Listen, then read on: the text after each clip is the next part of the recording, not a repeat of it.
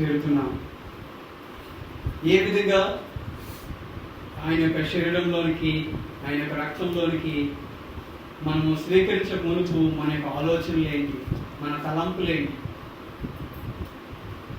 ఒకవేళ దీన్ని ఒక రొట్టె మొక్కగా మనం ఆలోచించినట్లయితే అది మనకి ఏది రీతిగా కూడా అది మనకి పనిచేయదు. ఈవెన్ మనం ఒకసారి మనము వేసుకున్న మందులు అవ్వచ్చు, దాని అందు విశ్వసించినట్లయితే మందులు ఏం పనిచేస్తాయండి? ఈ మందు నాకు పనిచేయదు. చాలా మంది ముస్లింలు ఆ రోజులు మా వాళ్ళు ఉండేవారు. వారు ఈ రెడ్ మందు వద్దు, తెల్ల మందు వద్దు, పచ్చ రంగు వద్దు అంటే రంగులు చెప్పేవారు. వారికి విశ్వాసం, ఇది తెల్ల రంగు ఉంటే నాకు పనిచేస్తుంది, ఇది ఎర్ర రంగు అయితే నాకు పనిచేయదు. ఎంతో మంది మనము ఈ విషయాల్లో మనకి బాగా తెలిసిందే.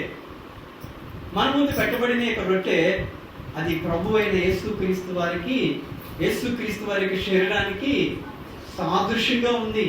ఇన్ రిమెంబరింగ్ అంటే మనము ఈ యొక్క రొట్టెని మనం తీసుకున్నామనంటే యేసుక్రీస్తు వారి యొక్క శరీరాన్ని మనము స్వీకరిస్తున్నామని అర్థం. ఈ యొక్క మన ముందు పెట్టబడిన ఈ యొక్క రసం ఏదైతే ఉందో అది దేనికి సాదృశ్యం ఉందంటే ప్రభు అయిన యేసుక్రీస్తు వారు మనందరి కొరకు ఆయన కలువరిలో మరణించాడు. మరణించిన యేసుక్రీస్తు ఆయన మరి ఆ రక్తం అంతా కూడా చిందించాడు. చిందించిన రక్తం అంతా కూడా మన యొక్క మానవాళి పాపం మరి ఆ ప్రాయశ్చిత్తంగా యేసుక్రీస్తు వారి భూమి మీదకి చెల్లించాడు. ఆయన చిందించిన రక్తం ద్వారా మనకేం కలుగుతుంది? పాప క్షమాపణ కలుగుతుంది. పాప క్షమాపణ అంటే ఏంటంటే మనం చేసిన పాపము, మనం చేసిన తప్పుదాలు, మనం చేసిన ఆ చిన్నప్పుడు మనం చేసినవి, యవ్వన కాలం ముందు ఉన్నవి, మనము ఆ కొంత ఎదిగిన తర్వాత ఉన్నవి. పాపము అని అంటే ఏంటంటే ఈ బైబిల్ గ్రంథం ఏం చెప్తుందంటే పాపము అంటే ఏంటండి? ఆజ్ఞ అతిక్రమమే పాపము. ఆజ్ఞ అనేది ఉంది, ధర్మశాస్త్రం అనేది ఉంది. మనకు కూడా ఒక ధర్మశాస్త్రము ఈ యొక్క మరి ఆ ఇండియాలో మరి ఒక ధర్మశాస్త్రం అనేది ఉంది. అదేం చేస్తుంది అంటే మనను క్రమపరుస్తూ ఉంటుంది. లా అండ్ ఆర్డర్ అంటారు. లా అండ్ ఆర్డర్ కి మనం వ్యతిరేకంగా ఉన్నట్లయితే మనం ఏం కలుగుతుందండి? శిక్ష మన మీదకి వస్తుంది. లా అండ్ ఆర్డర్ లో మనం సరైన రీతిలో లేకపోయినట్లయితే మన మీద శిక్ష అనేది వస్తుంది. ఈరోజు దీని యొక్క బల మనకేం జ్ఞాపకం చేస్తుందంటే ప్రభు అయిన యేసుక్రీస్తు వారు మన కొరకు ఆయన శరీరధారిగా వచ్చాడు. ఈ లోకానికి యేసుక్రీస్తు వారు శరీరధారిగా ఈ లోకానికి వచ్చాడు. ఆయన వచ్చాడని జ్ఞాపకం చేస్తుంది. ఆయన మన కొరకు శరీరాన్ని అంతా కూడా ఆయన మరి ఆయన నలగొట్టబడిందని జ్ఞాపకం చేస్తుంది. ఆ నలగొట్టబడిన శరీరం ద్వారా మనకి ఏం కలుగుతుందంట? స్వస్థత కలుగుతుందని కూడా మనకి జ్ఞాపకం చేస్తుంది. రెండవదిగా యేసుక్రీస్తు వారి యొక్క మరి ఆ రక్తము ప్రతి పాపము, ఏ పాపం అండి? ప్రతి పాపము అని అంటే పాపానికి ఎన్ని రకాలు ఉన్నాయో, పాపాలు అంటే మనం ఎన్ని రకాలుగా దాన్ని బయటికి అవుట్కమ్ తీసుకుంటా ఉంటాము. ఇది పాపం, ఇది తప్పు, ఇది పాపము అని ఏ రకమైన ఆలోచన చేస్తాం. అది చిన్నదైనా పెద్దదైనా, అది చిన్నపిల్లలైనా యవనస్తులైనా, అది పెద్దవారైనా ముసలివారైనా, మనలో ఉన్నది ఏంటంటే ప్రతి మనిషిలో అది పవిత్రుడు అవ్వచ్చు, మరి ఎంత నీతిమంతుడు అవ్వచ్చు, సత్యంగా జీవించిన అవ్వచ్చు, ఏ మనిషి అయినా కానీ ఆయనలో ఏముందండి? పాపం అనేది. ఒకరోజు యేసుక్రీస్తు వారి దగ్గరికి ఒక స్త్రీని కొట్టుకుంటూ తీసుకుని వచ్చారు, తిట్టుకుంటూ తీసుకొని వచ్చారు. ఈమె రాత్రంతా ఈమె చేసిన పాపము ఈ యొక్క యేసుక్రీస్తు వారికి బయలుపరచాలని తీసుకుని వచ్చారు. అయ్యా, ఈ వ్యక్తి ఈమె చేసిన పాపాన్ని బట్టి ఈ ధర్మశాస్త్రం ఏం చెప్తుందంటే ఈమెను కొట్టి రాళ్ళతో కొట్టి ఈమెని చంపాలయా ఈమెని. అయితే నువ్వేం చెప్తావు? యేసయ్యా, విలోకానికి వచ్చావు కదా, ప్రతి ఒక్క బాగు చేసే ప్రతి వ్యక్తికి వెళ్ళి నువ్వేమంటున్నావు? నీ పాపములు క్షమిపడ్డాయి, నువ్వు లేవనన్నావు.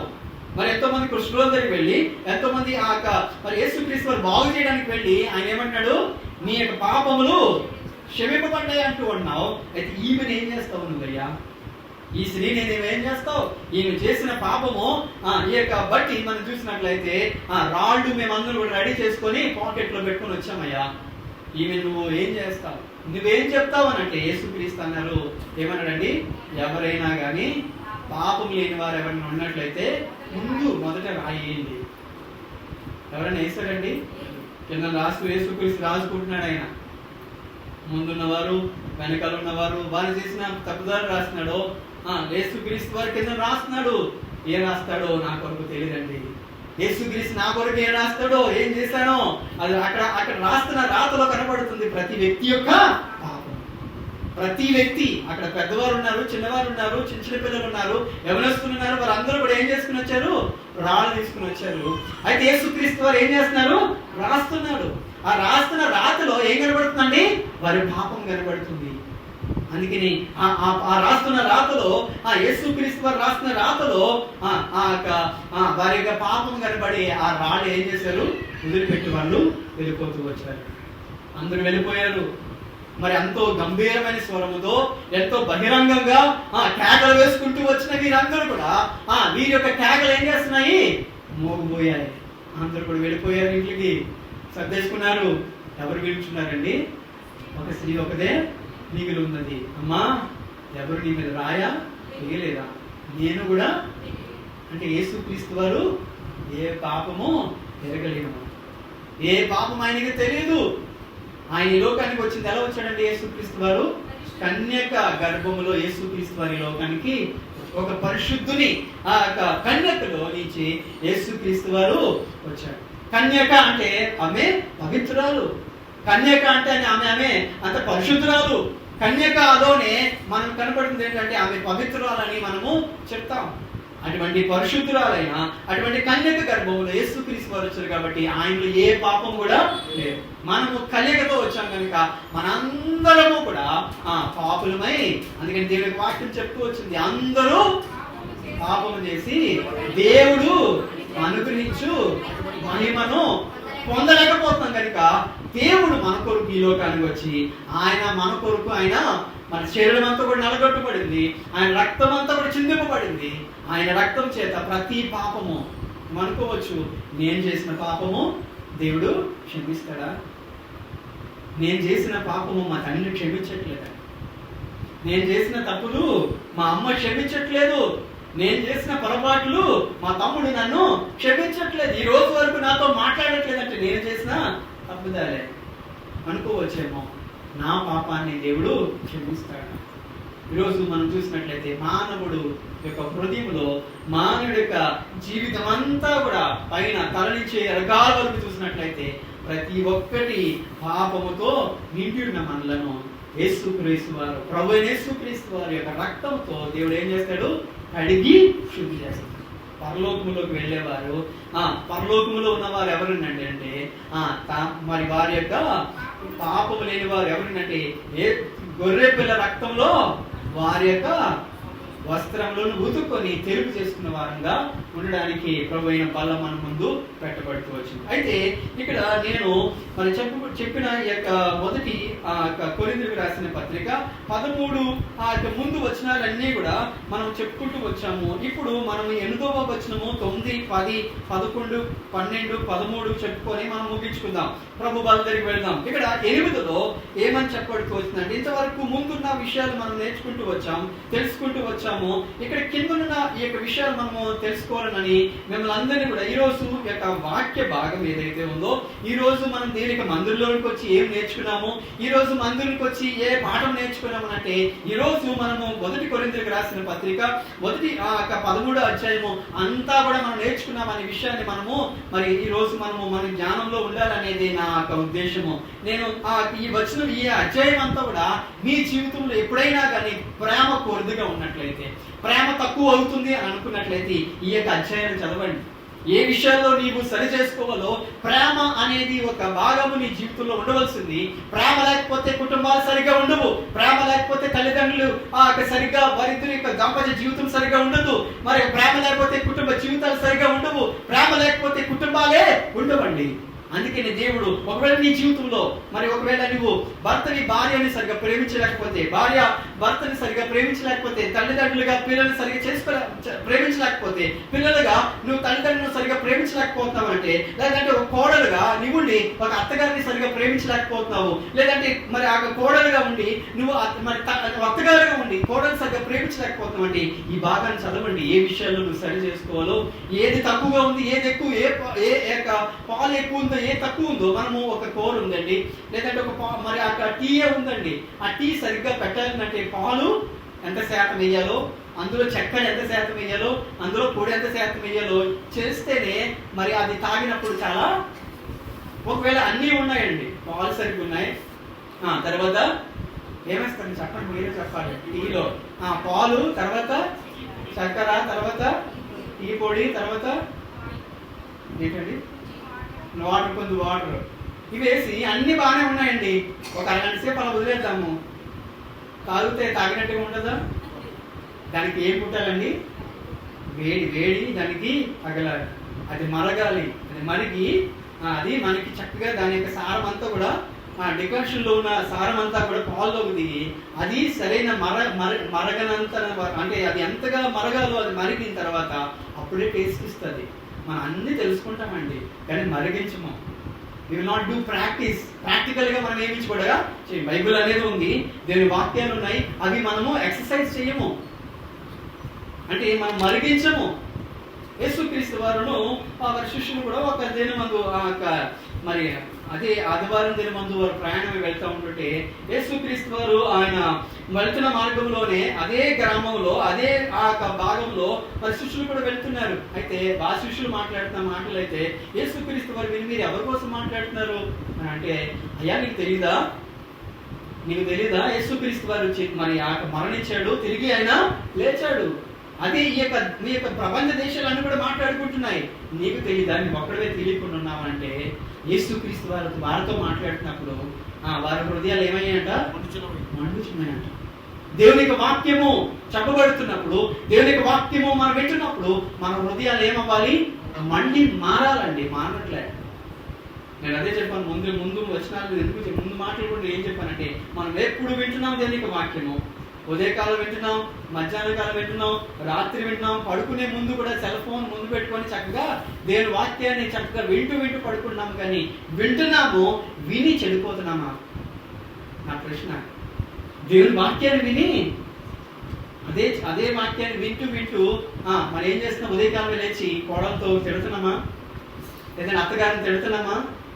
అదే నోటుతో దేవుని వాక్యాన్ని చదివి అదే నోటుతో దేవుని ఆరాధించాము, అదే నోట్లో దేవుని యొక్క శరీరాన్ని గుర్తుగా ఆ రొట్టెను, అదే ఆ యేసుక్రీస్తు వారి యొక్క రక్తాన్ని గుర్తుగా రసాన్ని మనం తీసుకుంటున్నాము. తీసుకున్న తర్వాత అది పనిచేస్తుందా? Is it working in our hearts? అది మన గుండెలో పనిచేస్తుందా? పని చేయట్లేదా? పని చేస్తుందో లేదో నీవు సరి చేసుకొని నీవు దాంట్లో భాగాన్ని కలిగి ఉన్నట్లయితే నీ జీవితాన్ని సరి చేస్తావు.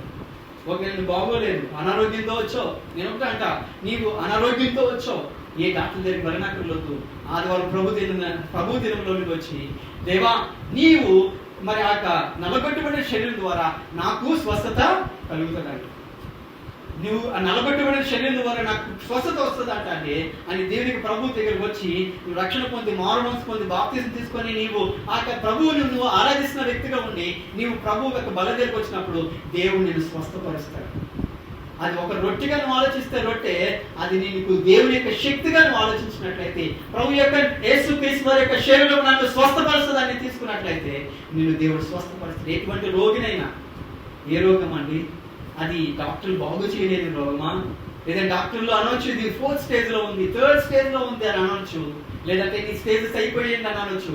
కానీ ప్రభు యొక్క శరీరం నిన్ను స్వస్థపరచడానికి సిద్ధంగా ఉంది. అయితే ఇక్కడ మనము చదువుబడిన వాక్య భాగంలో మరి ఎందులో మనం చూసినట్లయితే ప్రేమ శాశ్వత కాలము. ఈ యొక్క ప్రేమ అనేది నువ్వు ఎక్కడే చూసినా గానీ ఉంటదంట, శాశ్వత కాలం ఉంటుంది. అది ఎక్కడ ఉంటుందంటే అంటే నువ్వు ఉన్నా లేకపోయినా, నీవు దాన్ని ఎక్సర్సైజ్ చేసినా నువ్వు చేయకపోయినా, దాన్ని నువ్వు స్వీకరించలేకపోయినా ప్రేమ అనేది శాశ్వత కాలము ఉంటుందంట. ఒకవేళ ప్రవచనాలు ముందు మనం చెప్పబడుతూ వచ్చింది, ఈ యొక్క 12వ అధ్యాయంలో ప్రవచన వరాల గురించి అనేక రకాల 9 వరాల గురించి చెప్తూ వచ్చాం. గలేషియన్ చాప్టర్ 5లో మనం చూస్తూ వచ్చాం 9 ఫలాల గురించి చెప్పబడుతూ వచ్చింది.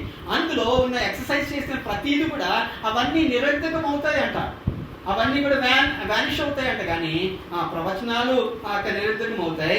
తర్వాత చదవండి, భాషలు తర్వాత నిలిచిపోతాయి, జ్ఞానమైనను నిరర్థకం అవుతుంది, కానీ ఏముండిపోద్దంట? ప్రేమ నిలిచిపోతుందంట. కానీ మనలో అన్నీ ఉంటాయి కానీ ప్రేమ ఉండదని పౌలు భక్తులు మనల్ని ప్రేరేపిస్తూ సంఘాన్ని చెప్తున్నాడు. 9లోకి వెళ్దాం. మనము కొంత మట్టుకు ఎరుగుదుము, కొంత మట్టుకు ప్రవచించు. మనం అంటే సంఘము, మనం అంటే ఇక్కడ కూడిన మనము ఎంత తెలుసుకున్నాము అంటే దేవుని యొక్క వాక్యం అని మన అంతా కూడా మనకి తెలియదు. చెప్పేవారు లేదంటే వినేవారుగా ఉన్న మనం అందరం కూడా అన్ని వచనాలు, అన్ని అధ్యాయాలు, అన్ని అంతా నాకు తెలుసండి అని అంటే కాదు.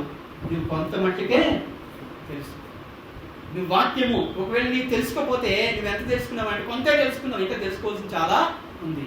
నేను 2 సంవత్సరాలు అయిందండి, 10 సంవత్సరాలు అయింది దేవుని నమ్ముకొని, 20 సంవత్సరాలు అయింది దేవుని నమ్ముకొని, నేను 50 సంవత్సరాలు అయింది దేవునికి పరిచయం చేసుకోనంటే నీకు ఎంత తెలుసండి?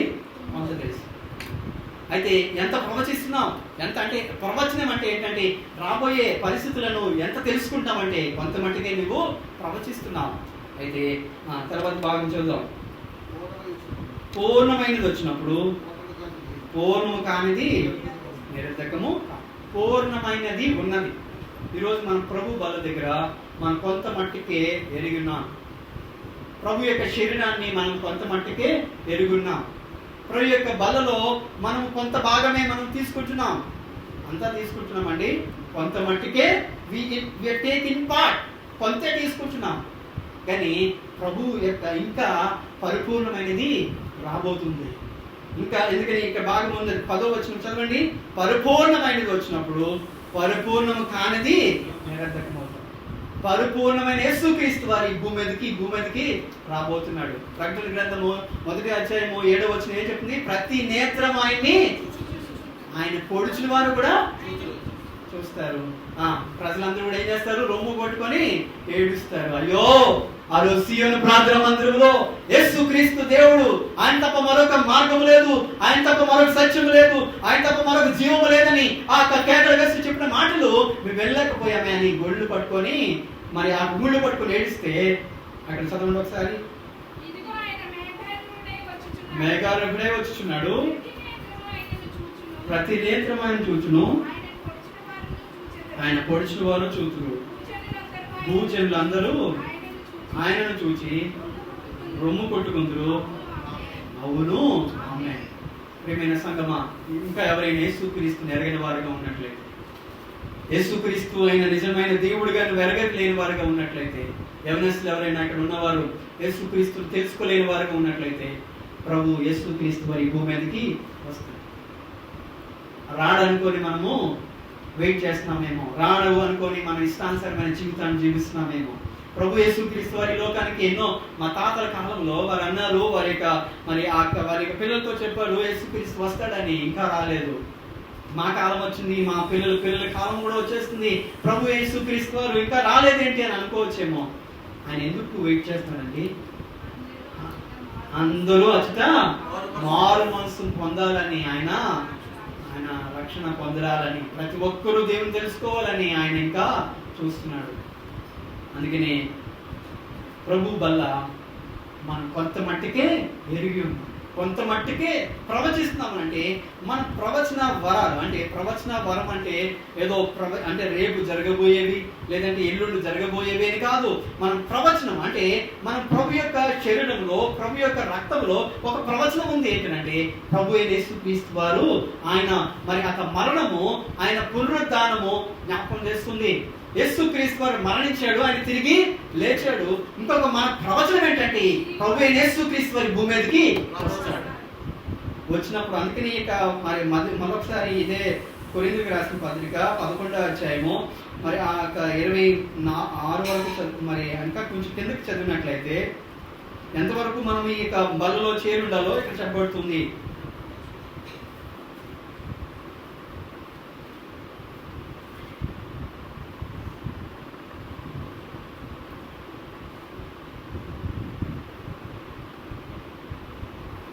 చదవండి 28.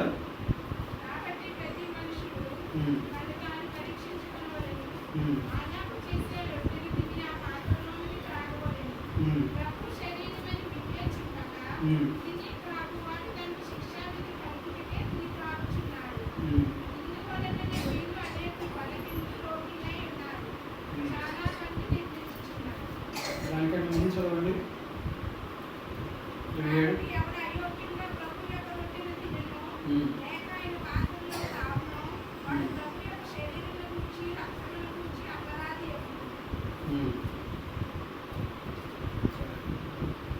అయితే ఇక్కడ ఏమని రాయబడుతుందంటే ప్రభు వచ్చే వరకు కూడా మనము దీంట్లో పాలు పొందవలసిన వారంగా ఉన్నాం.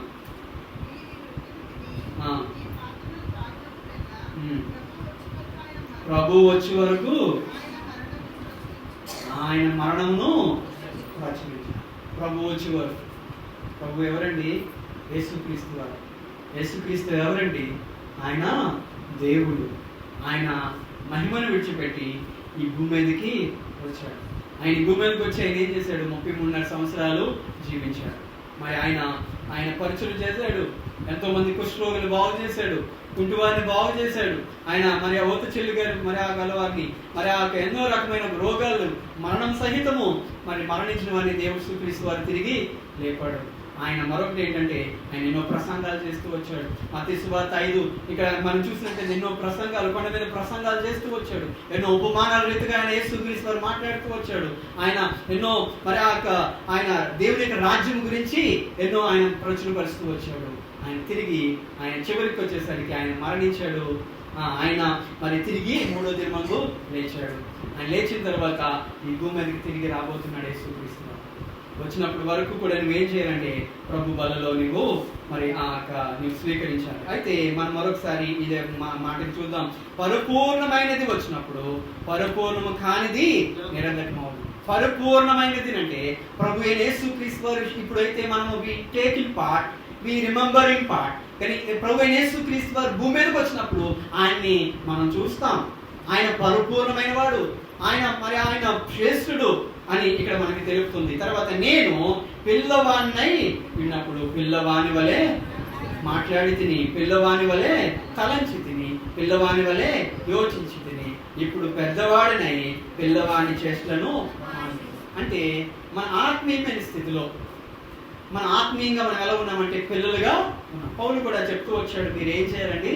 పాలు తాగే వయసులో ఉన్నారు. మన సాలిడ్ ఫుడ్ కాదు, మన ముందు పాలు, మరి వాక్యం అనే పాలు మనం తాగాలి. ఆ తర్వాత మరి ఆ సాలిడ్ ఫుడ్ పిల్లలకి మనం వెంటనే పెట్టాం. ఫస్ట్ ఆ తల్లి పాలు పెడతాము, తర్వాత మరి సిర్లక్ పెడతాము, తర్వాత దాని యొక్క వెయిటేజ్ దానికి అన్ని కూడా పెంచుతూ ఉంటాం. అలాగే మనము చిన్న పిల్లలుగా ఉన్నప్పుడు మనం ఏం చేసామండి? ప్రభు యేసుక్రీస్తు వారిని తెలియక ముందు మనం ఏం చేస్తామండి? తప్పట్లు అడుగులు వేస్తూ వచ్చాం.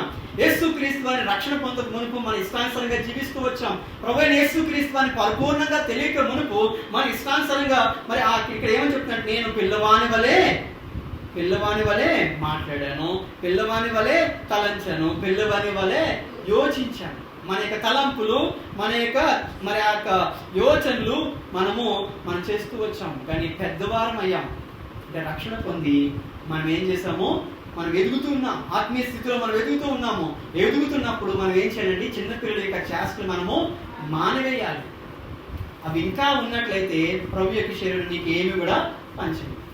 ఇంకా నీ జీవితంలో అదే చిన్నపిల్లల చేష్టలు నీలో ఉన్నట్లయితే, అదే మాటలు నీ జీవితంలో ఉన్నట్లయితే, నువ్వు ప్రభు యేసుక్రీస్తు వారి యొక్క శరీరాన్ని తీసుకుంటున్నావు, ప్రభు యేసుక్రీస్తు వారి యొక్క రక్తంలో పాలు పొందుతున్నావు. నీ అదే నోటితో ప్రభు యొక్క రక్తాన్ని, మా యొక్క శరీరాన్ని తీసుకొని అదే నోటితో దేవుణ్ణి మరి స్తుతిస్తూ అదే నోటితో నీ ఇష్టానుసారంగా నీవు మాట్లాడినట్లయితే ప్రభు యొక్క వాక్యము నీకు ఒప్పుకోదు.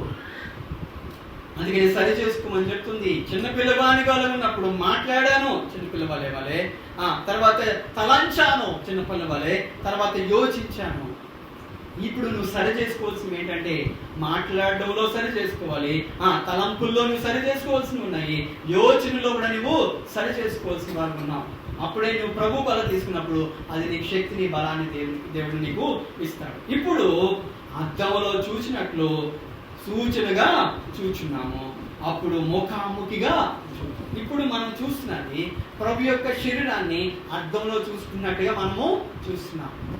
అద్దంలో ఎవరు కనపడతారండి? అద్దంలో ఎవరు కనపడతారు? అద్దం ముందుకు వెళ్లకుండా వచ్చిన వాళ్ళు ఎవరైనా ఉన్నారు ఇక్కడ? అందరూ కూడా అద్దంలో మన యొక్క స్వరూపాన్ని మనము చూస్తూ వచ్చాం. మన యొక్క హెయిర్ ఎలా ఉందో, మన యొక్క అటైర్ ఎలా ఉందో, మనం సరిగ్గా దుస్తులు వేసుకున్నామో లేదో, మన యొక్క చేతులు, మన కాళ్ళు సరిగ్గా ఉన్నాయో లేవో అన్ని కూడా సరి చూసుకుంటూ వచ్చాము. ఈ యొక్క శరీరము నిన్ను సరి చేస్తుంది కనుక నిన్ను నీవే కనపడతావు. ఈ యొక్క శరీరం ముందు, యేసుక్రీస్తు ఒక రక్తం ముందు నీవు అద్దంలో చూసుకున్నట్టుగా, అందుకని ఇక్కడ బాగా మరొకసారి చదవాలి. ఇప్పుడు అద్దంలో చూచినట్లు సూచనగా చూస్తున్నాం. సూచనగా చూస్తున్నాము అంటే ఒకసారి ఇంగ్లీష్లో మనం వెళ్తాము. English Bible. For we see in mirror darkly, but then face to face. ఇప్పుడు మనము సూచనగా చూస్తున్నాం, కానీ దేవునికి ముఖాముఖిగా చూసే అనుభవం దేవుడు ఇస్తాడు. ఎప్పుడండి? ప్రభు దగ్గరికి వెళ్ళినప్పుడు. ప్రభు దగ్గరికి వెళ్ళినప్పుడు ఆయన ముఖాముఖిగా చూస్తాం. ప్రభు వల్ల నీకు అద్దంలో చూసినట్టుగానే కనబడుతుంది. ప్రభు యొక్క శరీరము, ప్రభు యొక్క రక్తము ఇది ఒక సూచనగా కనబడుతుంది.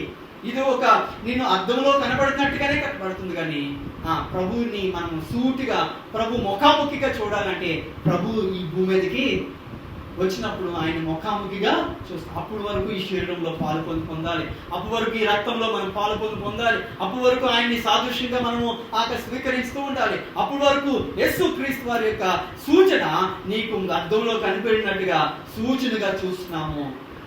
తర్వాత ఏమంటుందంటే అప్పుడు ముఖాముఖిగా చూస్తున్నాం. ముఖాముఖిగా చూడాలంటే నువ్వు సరి చేసుకోవాల్సినవి చాలా ఉన్నాయి. నువ్వు అద్దంలో చూసుకున్నట్టుగా సూచనగా నువ్వు చూడవలసినవి చాలా ఉన్నాయి. నువ్వు అద్దంలో సరిగ్గా కనపడకపోతే బయటకు వచ్చిన వాళ్ళు నవ్వుతారండి కదండి. సరిగ్గా హెయిర్ సరిగ్గా లేకపోతే, సరిగ్గా మనము దుస్తులు సరిగ్గా వేసుకోకపోతే బయటకు వస్తే అందరూ కూడా నవ్వుతారు. ఆత్మీయమైన స్థితిలో చాలా సరి చేసుకోవాల్సినవి చాలా ఉన్నాయి.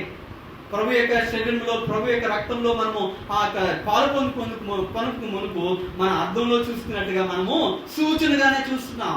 కానీ ముఖాముఖిగా చూసే సమయము రాబోతుంది. ప్రభు త్వరగా వచ్చుచున్నాడు. ప్రతి నేత్రం ఆయన్ని చూస్తారు. ఆయన పొడిచిన వారు కూడా చూస్తారు. జనులందరూ కూడా జనులందరూ రొమ్ములు కూర్చుంటారు. ఈరోజు ప్రేమైన మరి ఆ సీయులు ప్రార్థన మందిరంలో ప్రతి ఒక్క విశ్వాసులకు దేవుని యొక్క వాక్యం ఏం చెప్తుందంటే we are in mirroring our self, we are mirroring God's premises. దేవుని యొక్క స్వరూపాన్ని మన అద్దంలో చూసినట్టుగా చూస్తున్నాం, కానీ ఇదే స్వరూపముతో, ఇదే ఆకారముతో ప్రభు దిగు వచ్చటం మనము చూస్తాం. అంతవరకు మనం ఆయన చూడాలంటే మన ముందు ఏం చేయాలి? మనం సరి చేసుకొని ఈ బలలో మనము చేరాలి. అంతవరకు ప్రభు వచ్చినంత వరకు ఈ బలలో చేరుతాము. మనము దేవుని దగ్గర పిలువబడినంత వరకు కూడా ఈ బలలో మనము చేరుతాము. అయితే ఇక్కడ ఏమని చెప్పబడుతుందంటే ఇప్పుడు అద్దంలో చూచినట్లు సూచనగా చూస్తున్నాము, అప్పుడు ముఖాముఖిగా చూస్తున్నాము.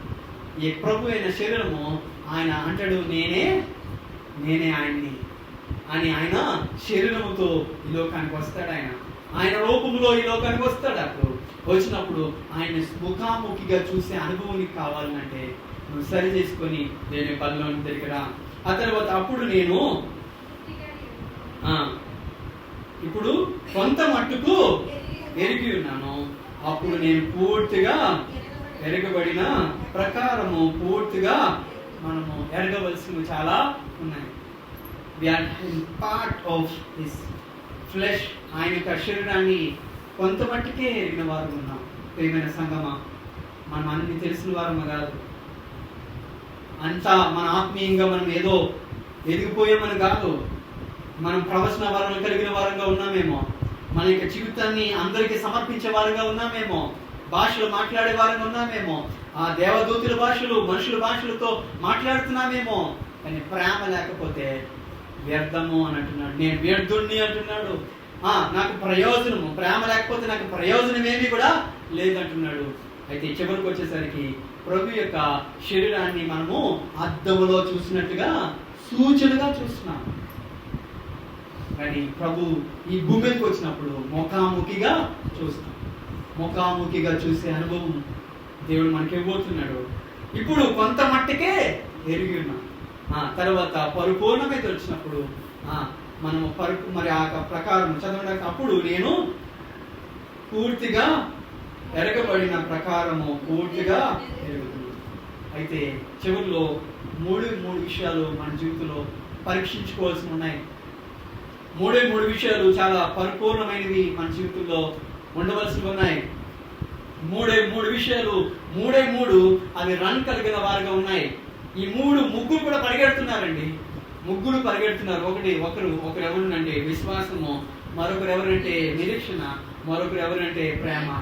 ఈ ముగ్గురు పరుగు పందెం పెట్టినట్లయితే, ఈ ముగ్గురికి పరుగు పందెం చేసినట్లయితే ప్రేమే నిలుస్తుంది. నీ జీవితంలో నిరీక్షణ కలిగి ఉన్నావు, నీ జీవితంలో విశ్వాసం జీవితం కలిగిన వాడు ఉన్నావు, కానీ ప్రేమ నిలిచిపోయేది. అందుకే నేను కాగా చదవండి, అందరూ కలిసి చదువుదాం. కాగా విశ్వాసము, నిరీక్షణ, ప్రేమ, ఈ మూడు నిలుచును, వీటిలో శ్రేష్టమైనది దేవుడు. అందుకనే మనలను ప్రేమిస్తున్నాడు. ఎందుకో తెలుసా? ఎందుకు దేవుడు ప్రేమిస్తాడండి? ఆయన రూపంలో కట్టబడ్డాం కాబట్టి, ఆయన స్వరూపంలో కట్టబడ్డాం కాబట్టి. ఆయన ప్రేమించి ఆయన ఏం చేశాడు? మరి దేవుడు సృష్టి మనం చూసినట్లయితే, దేవుని యొక్క సృష్టిలో మరి ఆ పక్షులను తయారు చేశాడండి, జంతువులను తయారు చేశాడు, ఆకాశ పక్షులను దేవుడు తయారు చేశాడు, భూమిలో జలాల్లో మరి ఆ కింద మరి ఆ జలచరాలను దేవుడు తయారు చేశాడు. దేనికి కూడా దేవుని యొక్క రూపాన్ని దేవుడు ఇవ్వలేదు. అని మనకి ఏ పోలికని ఇచ్చాడండి? ఆయన స్వరూపాన్ని ఇచ్చాడు. ఆయన పోలికలు కూడా దేవుడు ఇచ్చాడు. అనుకోవచ్చు, నేను నా తండ్రి పోలికలో ఉన్నాను, తల్లి పోలికలో ఉన్నాను, నా మామయ్య పోలికలో ఉన్నాను, పలానా అనుకోవచ్చేమో. కానీ నీవు ఎవరు పోలికగా ఉన్నామంటే దేవుని స్వరూపంలో నీవు చేయబడుతూ వచ్చావు. నువ్వు తెలియదేమో, యేసుక్రీస్తు ఎవరో తెలియదేమో, నీవెందుకు ఈ లోకంలోనికి మనిషిగా వచ్చావో నీకు తెలియదేమో, దేవునికి పోలిక పుట్టావనే విషయం నీకు తెలుసా? దేవుని స్వరూపం దేవుడు నీకు మానవుడికి ఇచ్చాడనే విషయం తెలుసా?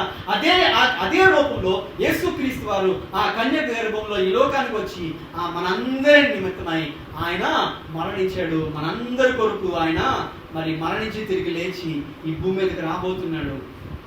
ఎవరైనా కానీ ఇంకా యేసుక్రీస్తును సొంత రక్షకుడిగా చేర్చుకోలేకపోయినట్లయితే ఆయన్ని స్వీకరించండి. ఆయన స్వీకరించినట్లయితే మీలో ఉన్నవన్నీ కూడా బయటికి వెళ్ళిపోవాలి.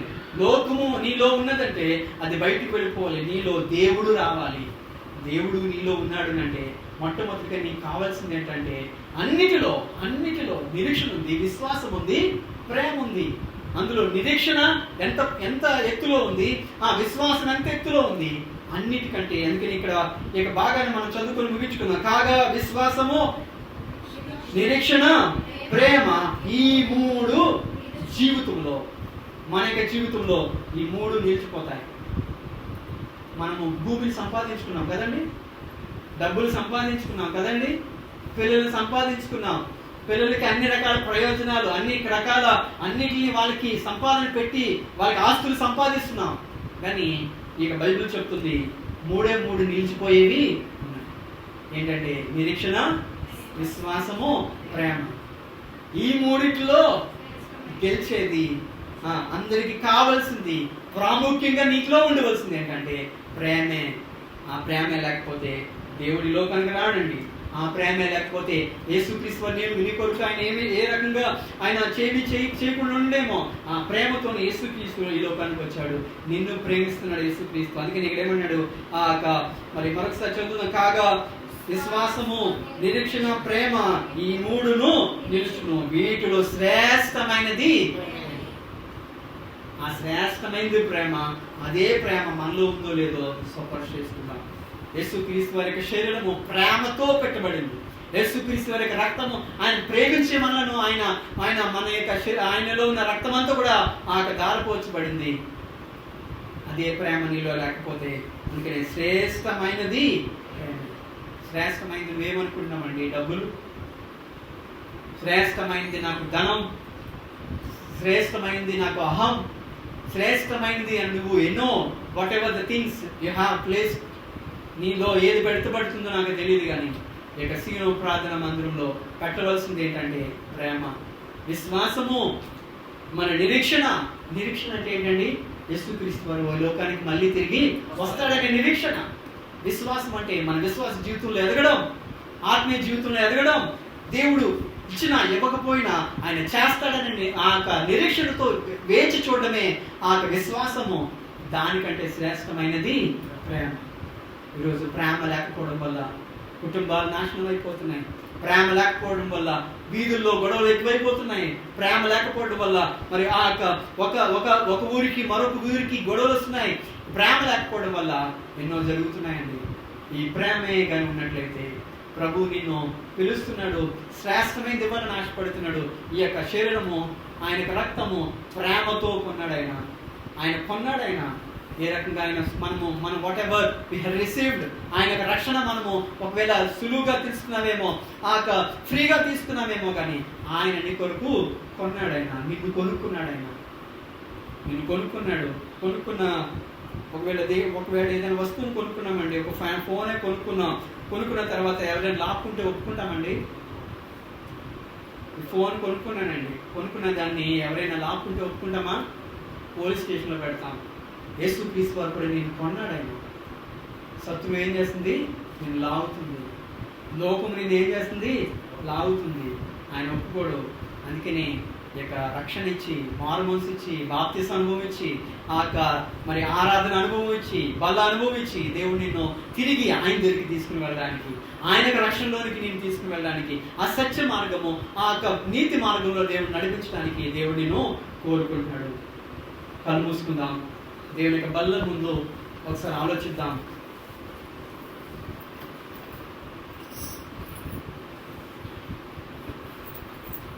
నీ కొరకు ఆయన తగ్గించుకున్నాడు. ఆయన చూడు నల్లని వాడుగా అయిపోయాడు. ఆయన ముఖము గుర్తుపట్టలేని స్థితిలోకి వెళ్ళిపోయింది. కలువరిలో యేసుక్రీస్తు వారు నీ కొరకు ఆయన తగ్గించుకున్నాడే కాదు, ఆయన శరీరం అంతా కూడా నల్లగొట్టబడింది. మనం పడవలసిన వేదన, మనం పడవలసిన దుఃఖము, మనం పడవలసిన శిక్ష ఆయన మీద పడింది. యేసుక్రీస్తు వారు నిన్ను ప్రేమిస్తున్నాడు. ఈ యొక్క దినము దేవునికి ఆరాధన వర్తమానంలో, దేవునికి బల వర్తమానంలో దేవునికి మరోసారి నీ జ్ఞాపం చేస్తున్నాడు. ఓ సంగమా, ఎఫెసీ సంగమా, అన్ని విషయాల్లో నువ్వు కరెక్ట్, నువ్వు మంచిగా ఉన్నావు, న్యాయంగా ఉన్నావు, నువ్వు ఉండవలసిన పాల్లో నువ్వు ఉన్నావు, నువ్వు ఉండవలసిన స్టేజ్లో నువ్వు ఉన్నావు. కానీ నీలో ఒక లోపం ఉందని దేవుడు చెప్తున్నాడు. ఎఫెసీ సంఘానికి మొదటి ప్రేమ కోల్పోయావు. మొదట్లో ఉన్నట్టుగా నువ్వు ఉండట్లే.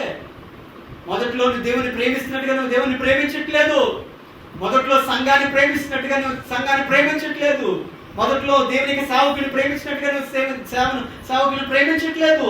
మొదటిగా దేవునికి వాక్యాన్ని చదివినట్లేదు, వాక్యాన్ని చదవట్లేదు. మొదటిగా మొదట్లో నువ్వు ప్రార్థించినట్టుగా నువ్వు ప్రార్థించట్లేదు. మొదట్లో దేవుని ఆరాధించినట్టుగా నువ్వు ఆరాధించలేకపోతున్నావని దేవుడు నీలో లోపాన్ని ఎరుగుతున్నాడు. ఆ లోపాన్ని సరి చేసుకుంటూ దేవునికి బల దగ్గరికి వెళ్దాం.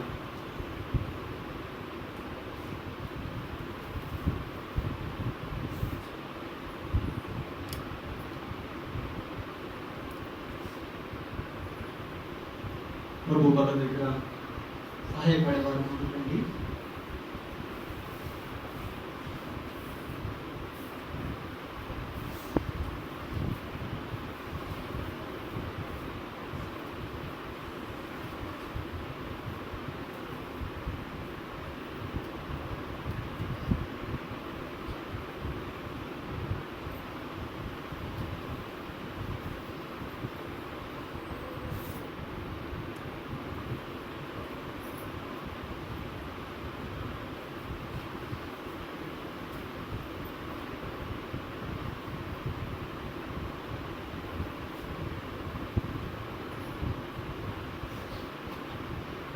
ఎవరతని సేవించెదరో ఫలమందెదరంతమందు,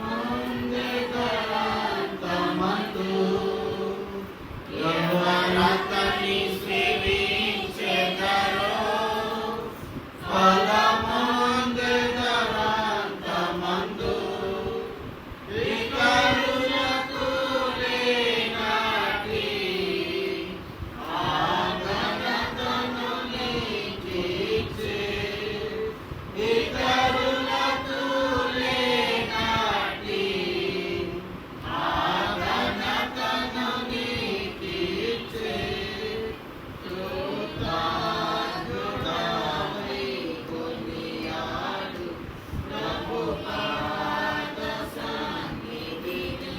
నేను మీకు అప్పగించిన దాన్ని ప్రభువుల పొందితిని.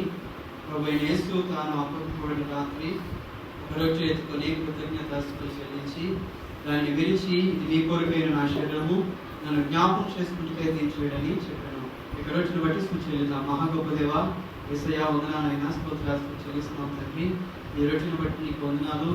తండ్రి మా కొరకు నేను తగ్గించుకొని తండ్రి శరీరాన్ని మా కొరకు తండ్రి దేవా నేను నలగొట్టబడిన శరీరాన్ని బట్టి నీకు వందనాలు చెల్లించుకున్నాం. ఈ యొక్క తండ్రి శరీరంలో తండ్రి మేము పాలు పొందడానికి మా ముందు కట్టబడిన యొక్క రొట్టెని బట్టి మీకు వందనాలు చెల్లించుకున్నాం. తండ్రి నీ శరీరాన్ని గుర్తుగా తండ్రి మా ముందు ఉంచబడిన యొక్క రొట్టెలో మేము పాలు పొందుతుండగా మమ్మల్ని యోగులుగా చేయమని స్తుతిస్తూ ఆరాధిస్తున్నాం తండ్రి. ఆమేన్.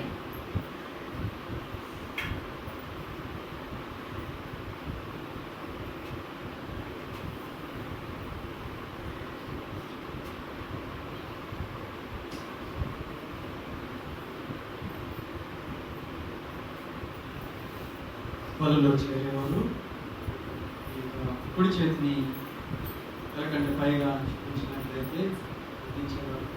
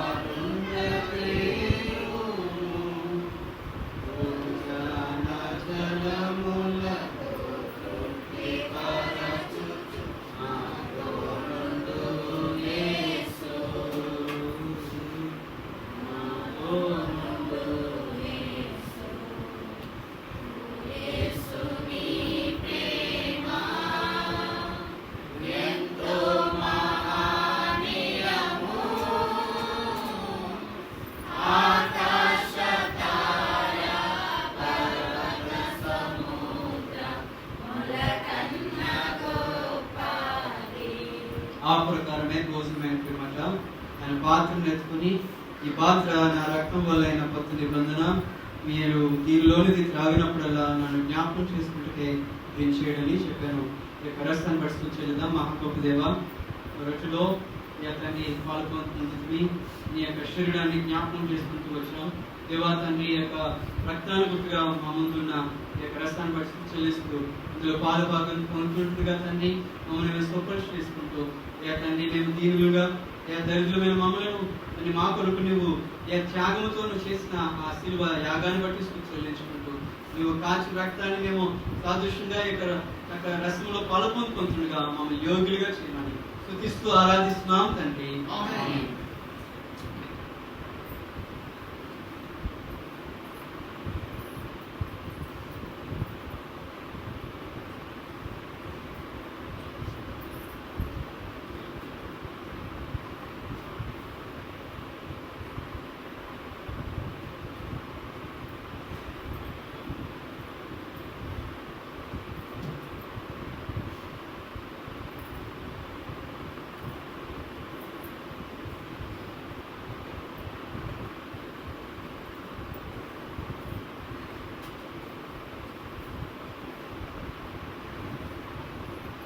ప్రభు యొక్క వస్త్రాన్ని కూడా ఏర్పడుతుంది. ఈ హస్తాన్ని పైగా చూపించినట్లయితే అందించబడుతుంది.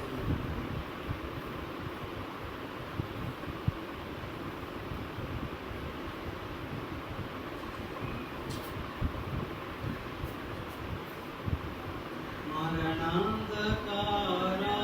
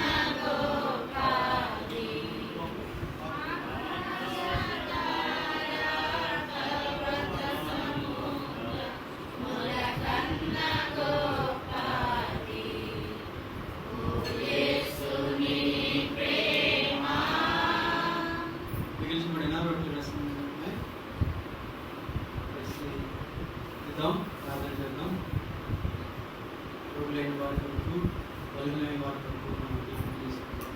మా గొప్ప దేవా యేసయ్య వందనాలైన స్తోత్రాలు చెల్లిస్తున్నాం తండ్రి. మా ముందు కట్టబడిన ప్రతి రసాన్ని బట్టి నీకు వందనాలు చెల్లించుకుంటున్నాం.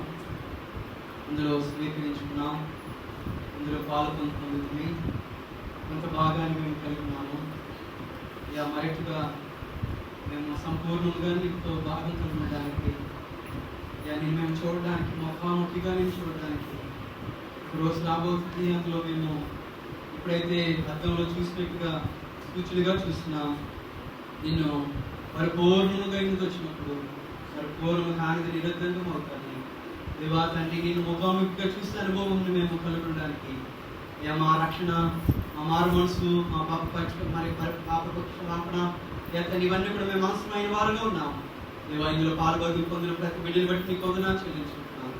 అయ్యో యేసయ్యా, ఇంకా రక్షణ లేని వారు ఎంతో మంది ఉన్నారు. ఈ రాయవరం ప్రాంతంలో ఇంకా యేసుక్రీస్తు వారు ఎరుగని వారు ఎంతో మంది ఉన్నారయ్యా. యవనస్తులు ఉన్నారు, బాలులు ఉన్నారు, చిన్న బిడ్డలు ఉన్నారు, అయ్యా తండ్రి యవన కన్యకులు ఉన్నారు. ఇంకా రక్షణ వారిని సూచనగా ఈ యొక్క మిగిల్చబడిన రొట్టెల రసం ఎంతో మందికి సూచనగా కనబడుతుంది తండ్రి. రక్షణ విషయమైన అడుగుతూ వస్తున్నాం. అయ్యా తండ్రి, అందరూ అచ్చట మారు మనసు పొందవలసినని తండ్రి దేవా, నేను మా కొరకు ఇచ్చిన నీ రక్షణ భాగ్యము అనేకులకు పంచిపెట్టడానికి మమ్మల్ని యోగ్యులుగా చేయమని ప్రార్థిస్తాం. సియోను ప్రార్థన మందిరం ద్వారా ఈ యొక్క రక్షణ లేని వారికి యేసుక్రీస్తును రక్షణలో నడిపించడానికి, వారికి మారు మనసు పాపక్షమాపణ వారు కలిగి ఉండడానికి దేవా పంచేటకు సహాయం చేసి నడిపించండి. అదేవిధంగా మా ముందున్న ధర్మ మరి ఆ యొక్క శ్రీను గారి పట్ల ప్రార్థిస్తున్నాం తండ్రి. తండ్రి వారి యొక్క అనారోగ్యం కొరకు ప్రార్థిస్తున్నాం తండ్రి. వందనాలు చెల్లించుకున్నాం. బిడ్డలను స్వస్థపరచండి. తండ్రి బిడ్డలను ఆత్మతో సంధించండి తండ్రి. తండ్రి దేవా శ్రీను గారిని జ్ఞాపకం చేసుకోండి.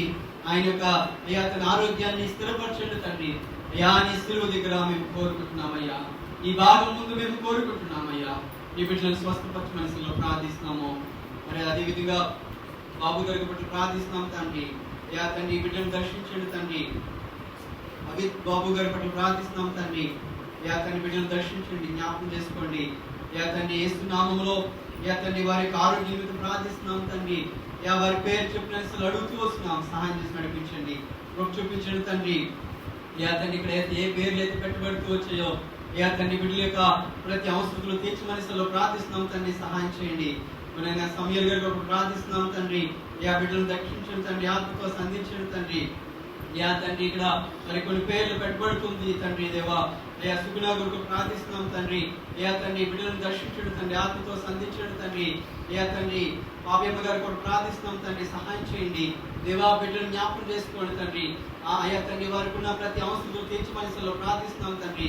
సహాయం చేయండి తండ్రి. ఏ పేర్లు అయితే ఇక్కడ పెట్టుబడుతూ వచ్చాయో యేసు నామములో బిడ్డను స్వస్థపరచును గాక అనేసి ప్రార్థిస్తున్నాం తండ్రి. నీవు కలువరి శిలువలో నువ్వు కాచిన రక్తం ద్వారా బిడ్డలకి తండ్రి వారికి పాప క్షమాపణ దయచేయండి, మారు మనసు పశ్చాత్తాపం దయచేయండి. తండ్రి కలువరి శిలువలో నలగొట్టబడిన శరీరం ద్వారా బిడ్డలకు స్వస్థత దయచేయమని ప్రార్థిస్తున్నాం తండ్రి. ఈ లేఖనాలు చదివిస్తున్నాయి తండ్రి. తండ్రి గాయం చేయబడి నేనే నా చేతులే తిరిగి స్వస్థపరుస్తాయని వాగ్దానం ద్వారా తండ్రి బిడ్డలను స్వస్థపరిచి నడిపించి మనసులో ప్రార్థిస్తున్నాం తండ్రి. ఇంకా ఎవరైనా తెలియక స్వస్థలో ఉన్న బిడ్డల పట్ల ప్రార్థిస్తున్నాం తండ్రి. ఈ యొక్క సియోను ప్రార్థన మందిరం ఈ యొక్క తండ్రి రాయవరంలో ఉన్న ప్రియ సహోదరి పట్ల నిసులో ప్రార్థిస్తున్నాం తండ్రి. తండ్రి ఆయా అంశంలో ఉన్న బిడ్డల పట్ల ప్రార్థిస్తున్నాం. ఎగ్జామ్స్ కొరకు బిడ్డలు తండ్రి వెళ్తూ వచ్చారు తండ్రి. 10th క్లాస్ ఇంటర్మీడియట్ బిడ్డల యొక్క చదువులో సహాయం చేసి నడిపించండి, ఆత్మతో సంధించండి. ఇంకా తండ్రి పై చదువులు చదువుతున్న బిడ్డల పట్ల ప్రార్థిస్తున్నాం, సహాయం చేయండి. తండ్రి పెద్ద చదువుల కొరకు ఆయా ప్రాంతాలకు వెళ్ళవలసిన వారిగా ఎవరైనా ఉన్నట్లయితే వారిని ఆత్మతో సంధించి సిద్ధపరిచి మనసులో ప్రార్థిస్తున్నాం. ఇంకా తండ్రి ఆయా ఎంసెట్ల కొరకు నీట్ కొరకు ప్రయాసపడి బిడ్డలు ఉన్న వారు అందరినీ కూడా ప్రార్థిస్తున్నాం, సహాయం చేయండి. తండ్రి బిడ్డలను దర్శించండి తండ్రి. వృద్ధులైన వారిని జ్ఞాపకం చేసుకోండి, వారిని బలవంతులుగా శక్తివంతులుగా చేయండి. యవనస్తులను బలపరచండి, ఆత్మతో సంధించండి. ఇక్కడ తండ్రి దేవా ఇంతవరకు బలలో చేరి నిన్ను స్తుతిస్తూ వచ్చాం, నిన్ను ఆరాధిస్తూ వచ్చాం, నీ గణపరుస్తూ వచ్చాం, నిన్ను స్వీకరిస్తూ వచ్చాం తండ్రి. రక్షణ లేని వారికి రక్షణ మార్మాసం పశ్చాత్తాపం దయచేయమని వేడుకుంటూ ఈ శిలువ చెంత మేము అడిగే ప్రతి ఒక్క మొర ఆలకించి మనసులో ప్రార్థిస్తున్నాం తండ్రి. ఇక్కడ నడిపిస్తున్న ఎప్పుడు బిడ్డలైన వారిని, పెద్దలైన వారిని జ్ఞాపకం చేసుకోండి. స్త్రీల సమాజాన్ని దీవించండి, సండే స్కూల్ పరిచయం దీవించండి, యవనస్తుల పరిచయం జ్ఞాపకం చేసుకోండి, సంఘ పరిచయం దీవించండి, వారి పరిచయం కూడా ప్రార్థిస్తాం, సహాయం చేయండి. అయ్యా తండ్రి అన్ని కూడా సంపూర్ణంగా నీ మందిరంలో తండ్రి దేవ చక్కగా అయ్యా ఆరాధనకు క్రమంగా మర్యాద తిరగడానికి సహాయం చేసి నడిపించండి. బిడ్డల ముందు నన్ను కూడా అయ్యా యోగ్యం లేని వాడిని, తండ్రి దేవ మాట్లాడే లేని వాడిని, నోటు మాన్యం కలిగిన వాడిని, అయ్యా తండ్రి ఎందుకు పనికిరాని వాడిని తండ్రి నీ బిడ్డల ముందు పరిచయం చేయడానికి నన్ను అయ్యా తండ్రి తీసుకొని చేపడినట్టు బట్టి నీ కొందనాలు చెల్లించుకుంటూ మా ముందున్న ఈ బల అయ్యా రసాన్ని బట్టి ఇంకా ఎవరైతే స్వీకరించలేదో, ఎవరైతే ఇందులో పాలుభాగం పొందలేదో, ఎవరైతే రక్షణ పొందలేదో, ఎవరైతే రక్షణ పొంది కూడా భాగం తీసుకోలేని వారికి ఉన్నారో అయ్యా తండ్రి వారిని నీవే సంధించమని వేడుకుంటూ రక్షణ భాగ్యం అందరికీ దయచేయమని వేడుకుంటూ ఈ నా ప్రార్థన స్తుతి ఆరాధన నీకే సమర్పించుకుంటూ స్తుతిస్తూ ఆరాధిస్తున్నాం తండ్రి. ఆమేన్.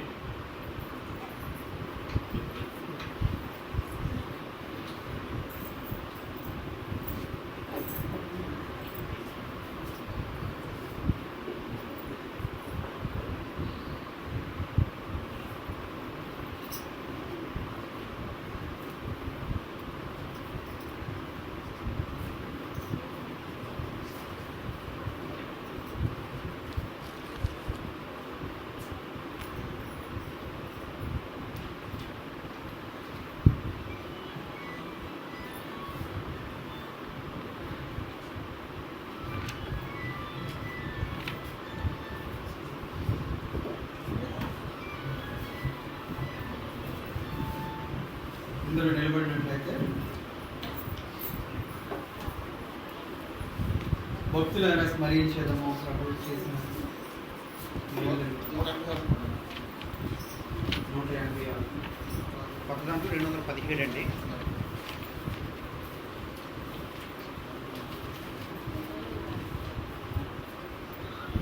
పాత దాంట్లో 215 అండి.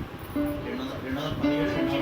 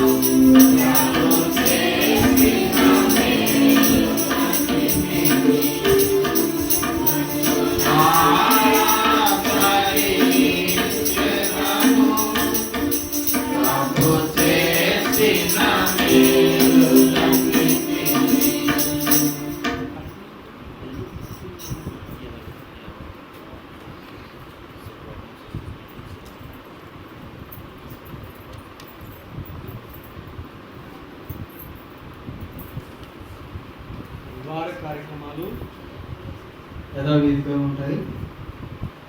ఇది మన మధ్యలో ఒక ప్రత్యేకమైన కార్యం ఇక్కడ చేయబడుతుంది. మణమ్మ గారు అదేవిధంగా కోటయ్య గారు ముందుకు వచ్చినట్లయితే వారి కొడుకు వారి యొక్క కుమారుడు కొడుకు మన పేరు పెట్టబడుతుంది. దాని కొరకు వారు ముందుకు రాబోయే ముందు అందరూ కలిసి ప్రార్థన చేద్దాం. దేవుడు ఆ కుటుంబాన్ని రక్షణలోనికి నడిపించి సత్యంలోనికి నడిపించి వారు దేవుని యొక్క మందిరంలో చేర్చబడి వారు పరిపూర్ణంగా దేవుని కొరకు వారు తెలుసుకొని వారు రక్షణలోని నడిపించలాగిన చిన్న ప్రార్థన ఎవరైనా ప్రేరేపడి వారు ప్రార్థన చేయండి. మణి అమ్మ కోటయ్య గారి కొరకు వారి కుమారుడి యొక్క పేరు నామకరణం కొరకు ప్రార్థన చేయండి. చిన్న ప్రార్థన. మహోన్నత మహాపరిశుద్ధ కల్పన స్తోత్రములు కర్మ గురించి వందనాలు. తండ్రి ప్రేమించిన మణి గారి కొరకు కోటయ్య గారికి వందనాలు. వచ్చిన సంతానంలో వందనాలు. పేరు కలిగి ఉండగా మీరు ప్రోగ్రాండించండి. భయభక్తులు పెట్టిన ప్రోగ్రాండించమని ప్రభుత్వ వారి నామను ప్రార్థించున్నాం తండ్రి.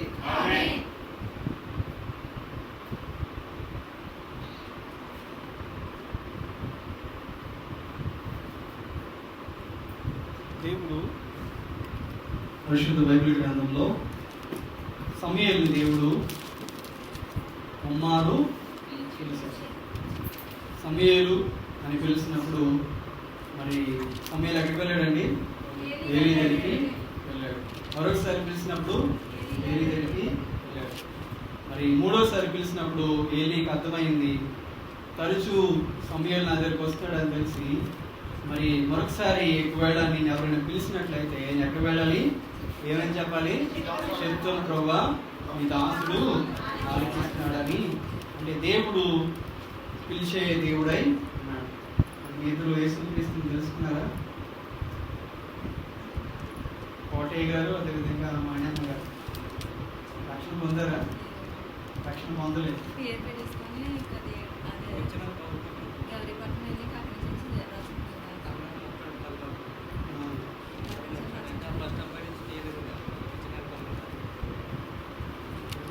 మందిరానికి రావడం పడతాను.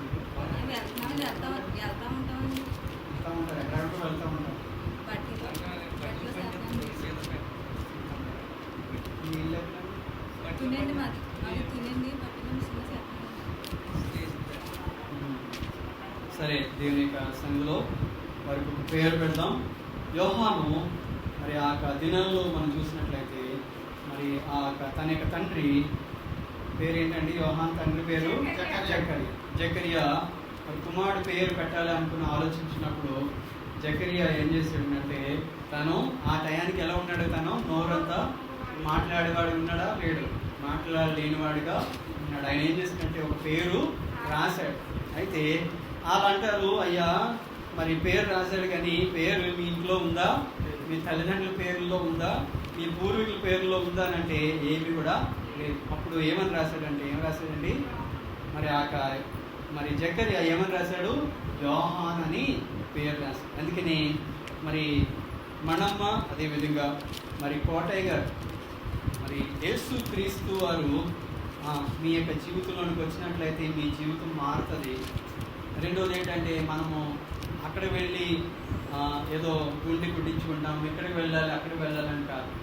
మీరు ముందు రక్షణ అంటే ఏంటో తెలుసుకోండి. తర్వాత పరిపూర్ణంగా మీకు దేవుని యొక్క వాక్యం అంటే ఏంటో తెలుసుకోండి. తర్వాత మరి మీరు ఎక్కడికి వెళ్ళాలో ముందు ఆలోచించుకోండి. ఏ మందిరానికి వెళ్ళాలో ఆలోచించుకోండి. ఒక ఊరికి వచ్చి ఒక మందిరంలో ఒక పేరు పెట్టుకొని ఇంకో దగ్గరికి వెళ్ళి అక్కడ ఏదో చేసుకోండి కాదు. మీరు ముందు ఎక్కడ ఉంటున్నారో, మీరు స్థానికంగా ఎక్కడ ఉండాలో ఉన్న చోటున మీరు దైవికంగా ఎదగడానికి దేవుడు మిమ్మల్ని నడిపిస్తాడు. అందుకని ఒక మాట చదువుకొని మనం ఈ పేరు పెట్టడానికి ముందుకు వెళ్దాం.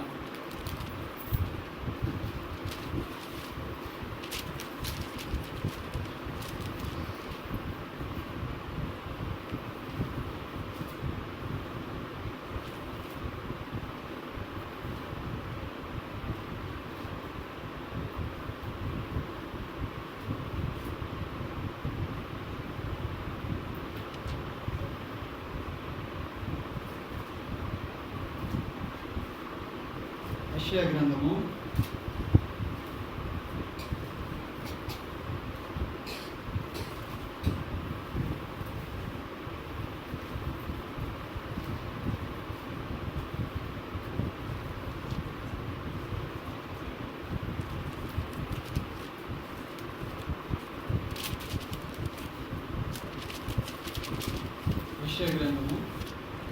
7 పేరు పెట్టి నేను పిలుస్తున్నాను అనే మాట చదువుదాము.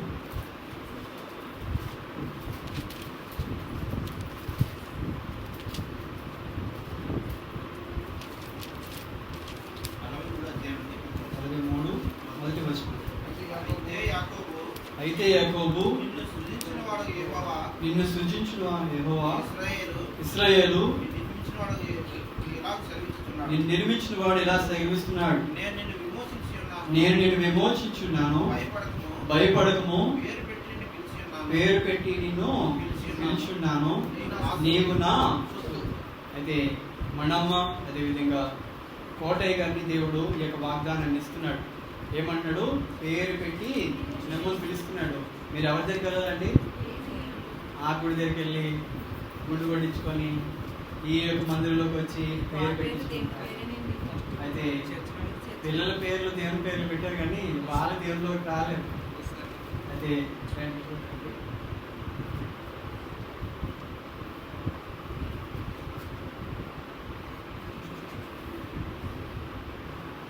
బొట్టు పెట్టారు ఏంటండి? బొట్టు తీసేయండి.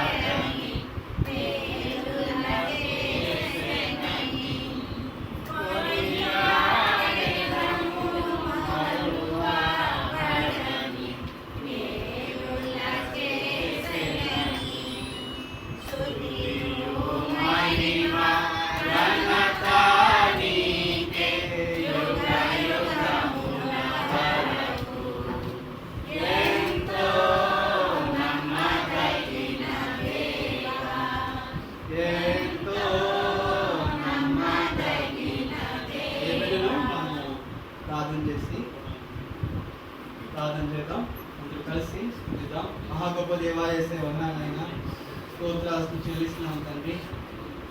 ఈ బిడ్డ తను ఎదిగి బాలుడు తండ్రి సమయలు ఎదిగినప్పుడు తండ్రి దేవా బాలుడైన సమయలు తల్లి వాళ్ళు విడిచిపోయిన తర్వాత తండ్రి మందిరంలో విడిచిపెట్టబడింది. తండ్రి సమయలు నీకు సేవ చేశాడు. తండ్రి నేను ఇక్కడ మణమ్మ గారిని తండ్రి కోటి గారిని ప్రేమించి వారు ఆయా స్థలాల్లో ఆయా ప్రదేశాల్లో వారు ఉన్నారు.